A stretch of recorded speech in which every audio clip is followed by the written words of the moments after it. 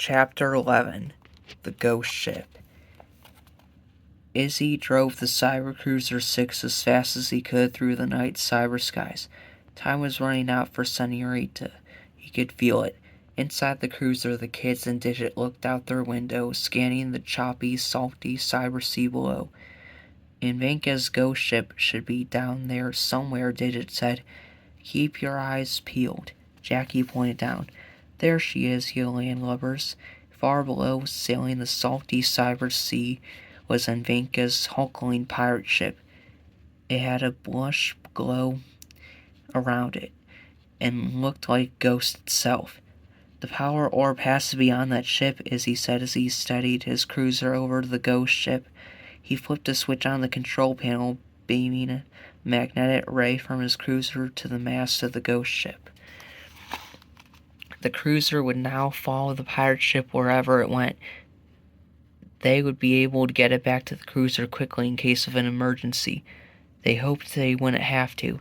Matt opened the hatch. They all jumped from the cruiser into the crow's nest of the pirate ship. Jackie looked around the crow's nest. Cool, I love pirates. I never want to be on a pirate ship. Left alone a ghost pirate ship, Digit gulped. The kids and Digit slowly made their way down from the crow's nest, climbing the rope ladder to the deck. The deck of the ship was eerily quiet. No sounds, no movement, no nothing, yet the ship moved on through the seas. I don't see anyone or anything here, Inez looked around.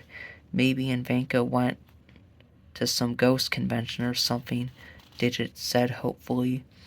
The recharger chair has to be below, Matt said, motioning to steps that led down into the ship. Do we really have to go down there? Digit asked. Who knows what's down there? At least here we can see we're safe. Creak. Oh, is that? Izzy asked, looking around nervously. Probably just the wind, creak. Sounds to me like someone's walking this way, Jackie said.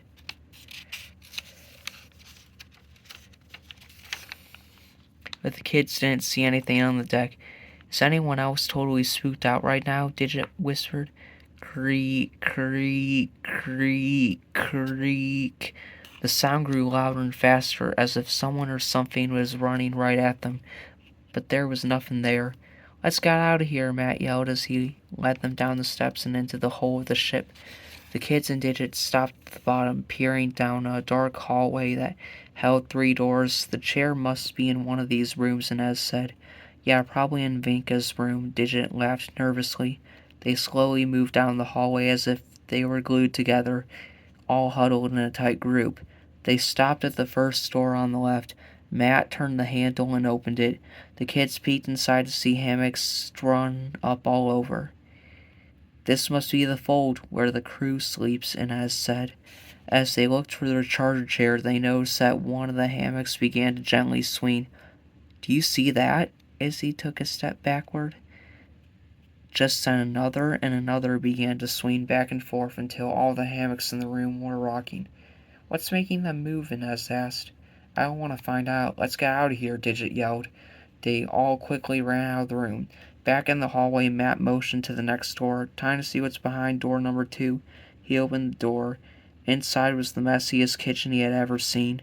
There were giant wooden barrels tipped over on the ground, with rice and flour spilled out of them. They were different-sized pots, dirty and grungy, strewn all over the countertop. Hard pieces of bread were scattered around. Matt, the recharge chair's not in here, Inez said. How do we know? Matt asked. Clank, clank, clank. What now? Digit asked fearfully. It's one of those pots, Matt said. Clank, clank, clank, clank. And suddenly a cooked chicken rose out from one of the pots and hovered in the air right in front of them. Do you see that? Digit asked. A ghost chicken dinner. The cooked chicken seemed to look their way. Then it flew at rapid speed right at them. Ah, the kids screamed as they slammed the kitchen door shut. Hey, over there, the chair, I found the chair, Izzy called out, standing in front of the next door down.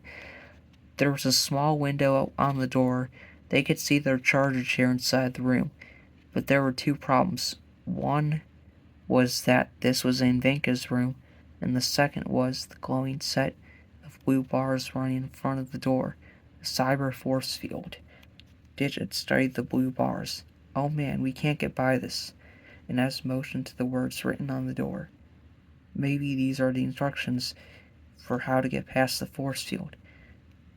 ANGB HREET IMEST NOEY OORD OTPENO exclamation point. ANGB HREET IMEST no question mark? What does that mean? Digit asked, scratching his head. Maybe it's some sort of ghost language, Jackie said.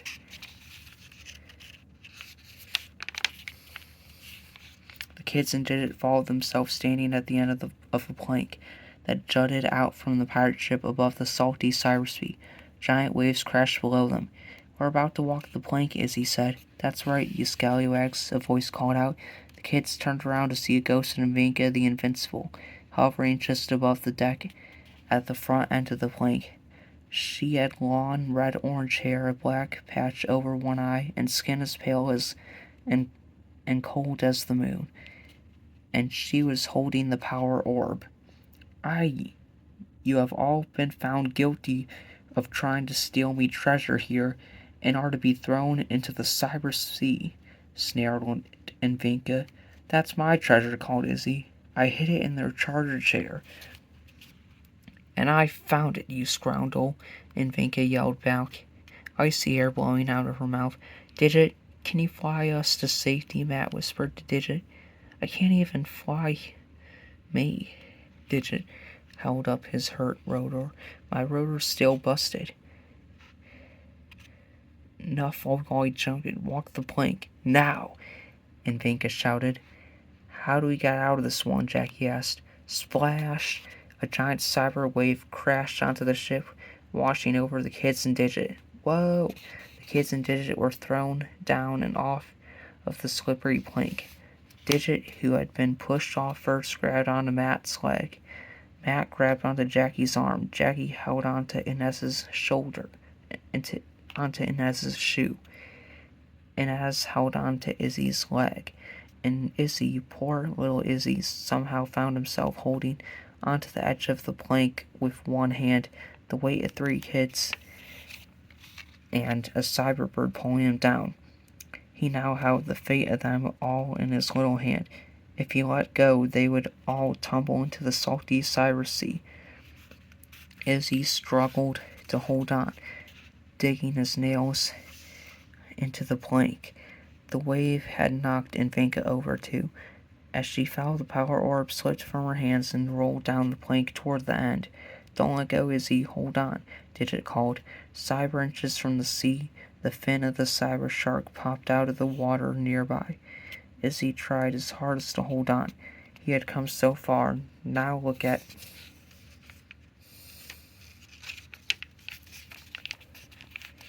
him fighting to hold on, with the kids and Digit dangling from one another below. That was when he heard the sound of a cyber bowling ball rolling down a lane and saw the moonlight reflecting off an object that was heading his way down the plank. Izzy couldn't believe his eyes. The power orb. The power orb rolled right to the edge of the plank, stopped, teetered, and then fell off. Izzy reached into the air and caught it with his free hand. He had saved the orb, but his other hand was slipping. At that moment, he made a wish, staring directly at the power orb. He wished he could fly. Suddenly, the power orb began pulsating. Blue energy bursting out from it and under him. The blue energy began to lift Izzy off the plank and into the air. Whoa, whoa, whoa, Izzy exclaimed. I never knew it could do that, yelled Digit. The orb lifted Izzy and the kids who dangled below him up into the air. We're flying, woohoo! Matt couldn't believe it. What did he do, Izzy? Inez yelled up from below. I don't know, Izzy held on tightly to the power orb. Jackie looked down. Bye-bye, bad guy. And Vinka finally sat up, dripping wet. Seeing that the kids had stolen back the power orb, she began shaking with anger. The shrill whistling sound began again. Hurry, and Vinka's getting angry. Digit yelled up at Izzy. Can you move this thing any faster? Arg! And Vinka let a loose torrid scream from below. She was spinning so fast all that was visible was the blue bird, and then she shot up and off, screaming and rising, looking like a ghostly tornado headed right for them. The power orb sped away, zooming the kids and Digit on a wild chase around the ship's deck, into a porthole, through the kitchen, down the hallway, up the stairs, and back out onto the deck, and Vinka followed them the whole way. The chain of the kids hung to each other's legs and arms. Get me off this ride, Digit screamed. Behind them, the angry blur of Vinka was getting closer and closer. Get us to the cruiser, Izzy, Matt yelled. Power orb led the kids up the rope, wriggling, weaving in and out of it, and Vinka followed close behind, but she got stuck in the rigging. She spun around, trying to free herself, but she just got more tangled. Looks like Vinka's a little tied up at the moment, Digit said with a smile. Power orb led the kids right back up to the Cybercruiser 6. The kids and Digit jumped back in. We've got it. We got the power orb. Izzy held the orb high in the air. Quick, the Senorita, Matt said. Izzy hopped behind the control panel and quickly piloted the cruiser off. Put those seatbelts on and hold on tight, Izzy steered the cruiser. We've got the power orb. Hold on, Senorita. We're coming.